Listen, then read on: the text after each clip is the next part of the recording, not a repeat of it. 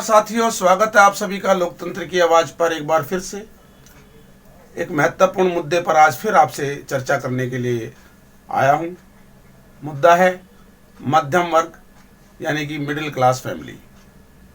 साथियों, आप सभी जानते हैं कि मध्यम वर्ग परिवार की कमाई का लगभग 60% पैसा इस बात में खर्च होता है कि जो वो होता है वो दिखता नहीं है, और जो दिखता है असल में वो होता नहीं है। ये मध्यम वर्ग की एक पहचान है। 60% पैसे की मैं बात कर रहा था, उसकी कमाई का 60% पैसा इस बात में खर्च होता है कि जो वो नहीं होता है उसको दिखाने के लिए उस बेचारे की कमाई का 60% पैसा उसमें लग जाता है। कैसे? सोसाइटी के अंदर, समाज के अंदर अपने आप को बनाए रखने के लिए उसे मजबूरी में 2 व्हीलर या 4 व्हीलर एक व्हीकल भी मैनेज करना पड़ता है। मजबूरी में एक अच्छा घर भी उसे मेंटेन करना पड़ता है। मजबूरी में स्कूलों में, अच्छे स्कूलों में, प्राइवेट स्कूलों में सोसाइटी को देखते हुए मजबूरी हो जाती है उसकी, मध्यम वर्ग की, वरना लोग उसे दूसरी नज़र से देखना शुरू कर देते हैं। समाज के अंदर वो अपने आप को एक हीन भावना के साथ जीना उसकी मजबूरी हो जाती है यदि वो ऐसा नहीं करता है। इसीलिए उसे 60% पैसा इस बात में लगाना पड़ता है, मकान की किस्त, अगर उसने कोई मकान लिया है, फ्लोर लिया है, बच्चों की पढ़ाई, माँ बाप हैं उनकी दवाई, उनका इलाज उसे कराना है, बच्चों की परवरिश है, वगैरह वगैरह। आप सभी जानते हैं ये एक मध्यम वर्ग की मजबूरी है। क्या किसी भी सरकार ने आज तक मध्यम वर्ग के बारे में सोचा है? नहीं। जबकि टैक्स सबसे ज्यादा पूरे देश भर में जो इनकम टैक्स है वो मध्यम वर्ग से जाता है। टैक्स पर एक बात याद आई, इनकम नहीं हो चाहे उसकी इतनी, अगर कोई दुकानदार है या कोई जो है सेल्फ एम्प्लॉयड है या कोई छोटा मोटा रोजगार कर रहा है, वो रिटर्न फाइल करता है मजबूरी में कि ताकि उसे होम लोन मिल सके, या उसको कोई 2 व्हीलर या 4 व्हीलर मैनेज करना है, परचेज करना है, तो बैंक उसे वैसे तो लोन देगा नहीं। नीरव मोदी को मालिया को और नीरव मोदी वगैरह को तो मिल जाता है, वहां उनकी कोई गारंटी वगैरह की जरूरत नहीं होती। लेकिन एक मध्यम वर्ग के लिए बड़ी परेशानी खड़ी होती है, बैंक चक्कर कटाता है। वो बेचारा, उसकी इनकम है या नहीं, वो फिर भी मजबूरी में इनकम टैक्स भर के अपनी रिटर्न को बढ़ाता है ताकि वो पेपरों में कहीं स्टैंड हो सके बैंक की नजरों में। मजबूरी है बेचारे की। किसी सरकार ने नहीं सोचा इस बारे में आज तक। अब देखिए, अभी कोरोना काल का जो समय, लॉकडाउन 2 बार देश में लगा, उस समय की परिस्थिति को समझें हम। हर मध्यम वर्ग के दिल को यह बात लगेगी कि हां, हमारा दर्द आज सबके सामने आया है। मध्यम वर्ग की एक विडंबना और है, अभी लॉकडाउन के समय में जो गरीब तबका था, बिल्कुल लोअर तबका था, मजदूर तबका था, उनको सरकार ने भी सहयोग दिया, संस्थाओं ने भी सहयोग दिया, और जो समाज सेवी लोग हैं क्षेत्र के अंदर, उन सभी ने सहयोग दिया। रईस जो हैं उन्हें कुछ फर्क पड़ता नहीं, वो भूखे नहीं मर रहे हैं। अब यहां पर मिडिल क्लास की मजबूरी देखिए। उसको देने वाला कोई है नहीं, हाथ वो बेचारा किसी के आगे फैला नहीं सकता, मजबूरी है कि लोग क्या कहेंगे। उसे शर्म आती है बेचारे को क्योंकि समाज के अंदर अपने आप को स्टेबल भी रखना है। हाथ किसी के आगे फैला नहीं सकता, वैसे उसे कोई देने आएगा नहीं। आया क्या कोई देने के लिए? नहीं आया। सरकार ने भी मिडिल क्लास के साथ एक गेम खेला। इसी लॉकडाउन के समय मैं बताता हूं आपको, सरकार ने घोषणा कर दी कि बैंकों ने छूट दे दी है, अगर किसी की ईएमआई है, गाड़ी की है या हाउसिंग लोन की है तो वो उसमें उसको छूट दे दी गई है। क्या छूट दी गई है जरा बताएंगे? बैंकों ने यहां पर क्या गेम खेला है? बैंकों ने यहां गेम खेला कि आपकी 4 महीने की जो इंस्टॉलमेंट है उसको आगे बढ़ा दिया गया है। आप 4 महीने जो आपका टाइम पीरियड है 5 साल या 7 साल, उसको 4 महीने आगे बढ़ा दिया गया है। इंटरेस्ट तो आपको देना है, आप इंटरेस्ट दे सकते हैं। आपका केस एनपी नहीं होगा, आप ब्लैक लिस्ट नहीं होंगे। क्या कर दिया इसमें छूट में? क्या छूट दे दी है? इंटरेस्ट उसने उस 4 महीने का भी दिया और 4 महीने आगे जब वो डेट बढ़ गई तो उस 4 महीने में भी उसने इंटरेस्ट दिया, यानी कि उसे इंटरेस्ट डबल देना पड़ा। तब मानते ना सरकार की ये स्कीम, ये योजना, बैंकों की ये योजना कि वो जो 4 महीने की उसकी ईएमआई थी वो माफ की जाती। अरे उस 4 महीने का कम से कम ब्याज, इंटरेस्ट ही माफ कर देते, लेकिन नहीं, मध्यम वर्ग के लिए ये चीजें नहीं है। कोई भी सरकार नहीं सोचती है। क्यों नहीं सोचती? मजबूरी है मध्यम वर्ग की।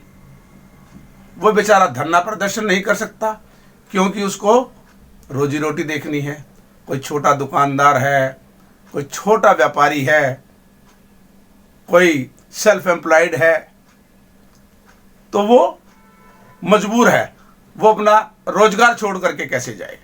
अगर वो एक दिन भी काम पर नहीं जाता है तो उसकी दुकान पर ताला लग जाएगा, उसकी रोजी रोटी चली जाएगी, उसको मजबूरी में बंद कर रहना पड़ता है। अब आप बताएं साथियों, किसी सरकार ने सोचा है इस बारे में? नहीं सोचा।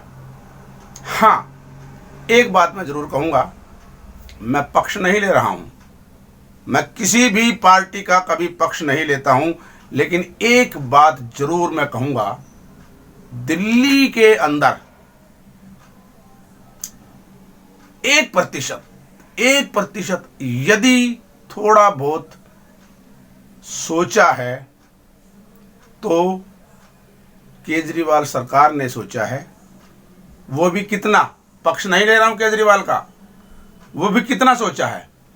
स्कूलों में सुविधाएं अच्छी दे दी, शिक्षा अच्छी दे दी, ताकि जो पेरेंट्स अपने बच्चों को प्राइवेट स्कूल में बड़ी बड़ी मोटी मोटी फीसें भर करके पढ़ाते थे वो सरकारी स्कूलों में पढ़ा पाएं। मेडिकल सुविधाएं अच्छी दे दी, बहुत से टेस्ट, तकरीबन बड़े से बड़े टेस्ट, बड़े से बड़े इलाज, ऑपरेशन, वो सभी मुफ्त कर दिए गए। यदि कोई मजबूर है और सरकारी अस्पताल में उसे 30 दिन के से ज़्यादा का समय लग रहा है तो वो प्राइवेट अस्पताल में भी मुफ्त इलाज करा सकता है। मेडिकल सुविधाएं और शिक्षा को लेकर के बहुत सुधार किया है। इससे कुछ प्रतिशत दिल्ली की आम जनता को, मध्यम वर्ग को थोड़ी सी राहत मिली है। महिलाओं के लिए काफ़ी सुविधाएं दी हैं। मैं पक्ष नहीं ले रहा हूं। अपोजिशन वाले, जो केजरीवाल के अपोजिशन वाले हैं, वो शायद ये सोच रहे होंगे कि लोकतंत्र की आवाज़ पर अरविंद केजरीवाल का पक्ष लिया जा रहा है। नहीं, पक्ष नहीं ले रहा हूं, मैं सत्य की बात कर रहा हूं। जो सत्य है वो कहा जाएगा। सेंट्रल गवर्नमेंट में, केंद्र सरकार के अंदर मोदी जी बहुत अच्छा काम कर रहे हैं, इसमें कोई दो राय नहीं है। इंटरनेशनल स्तर पर, अंतर्राष्ट्रीय स्तर पर मोदी जी बहुत अच्छा काम कर रहे हैं। देश का वर्चस्व हमारे पूरे विश्व में बहुत ऊंचे स्तर पर जा चुका है। किंतु क्या उनकी टीम, उनके सांसद, उनके मंत्री भी उतनी ही शिद्दत के साथ काम कर रहे हैं देश में? अपने क्षेत्र के अंदर कोई भी सांसद अपने क्षेत्र में आकर के कभी झांका है? जिस शिद्दत के साथ नरेंद्र मोदी जी काम कर रहे हैं, सभी को करना पड़ेगा, तभी बात बनेगी।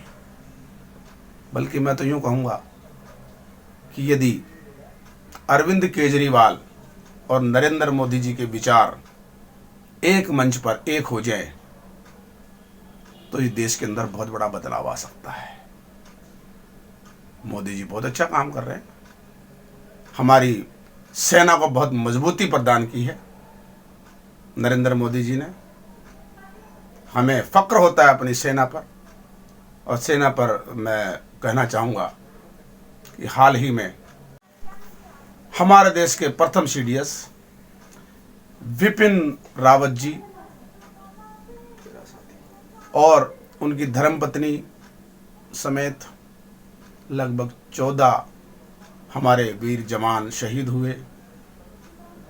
कोटि कोटि नमन करता हूँ उन सभी वीर योद्धाओं को, हमारे देश के वीर योद्धा जो शहीद हुए, भावभीनी श्रद्धांजलि देता हूँ।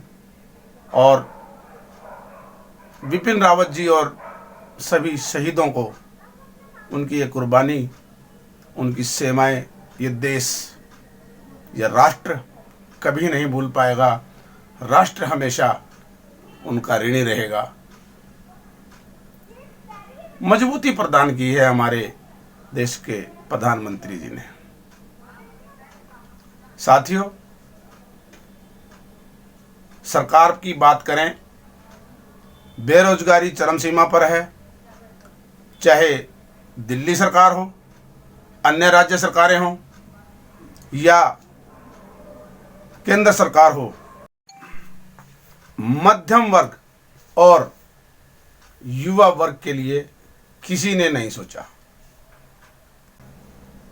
हर बार जब चुनाव आते हैं, राजनीति खेलते हैं, इतने लाख नौकरियां दी जाएंगी, नौकरियां नहीं दी गई।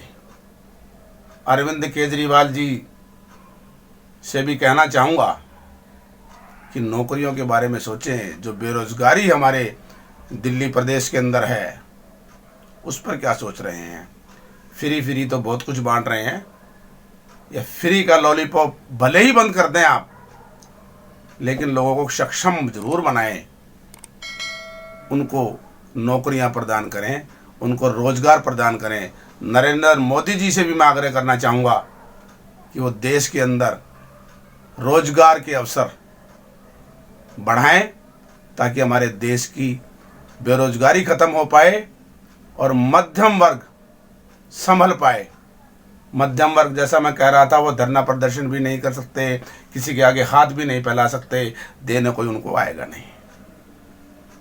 पुनः आग्रह करते हुए और सभी साथियों से मैं निवेदन करना चाहूँगा जो इस वीडियो को देख रहे हैं, साथियों, यदि मेरी बात ठीक लगी हो, ये वीडियो आपको ठीक लगी हो, तो अधिक से अधिक शेयर कीजिएगा, लाइक कीजिएगा, कमेंट्स कीजिएगा।